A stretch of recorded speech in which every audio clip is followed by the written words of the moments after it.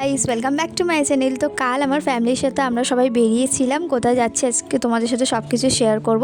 তো বাড়ি থেকে বেরিয়ে অটো ধরে চলে গেছিলাম রাসবিহারী মেট্রো স্টেশন। সেখান থেকে টিকিট কেটে নিয়েছিলাম, যাব হচ্ছে শোভাবাজার।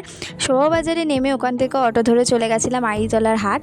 আমরা সবাই মিলে গিয়েছিলাম ভূতনাথে ভোলে বাবার কাছে পুজো দিতে।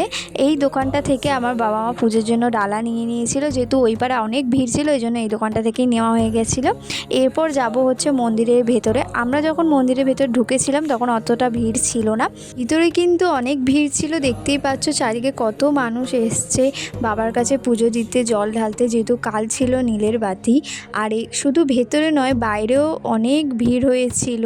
চলো তোমাদেরকে দেখাই। ভিতরেও পুজো হচ্ছিল আর বাইরে সবাই আরতি করছিল, বাবা মা আরতি করেছে। আর এই যে টিপটা আমরা সবাই পড়েছিলাম। এই দোকানটা থেকে হনুমানজির একটা ছবি নিয়েছিলাম। আর কোথায় কোথায় গিয়েছিলাম সেটা তোমাদের নেক্সট মিনি ব্লগে দেখাবো।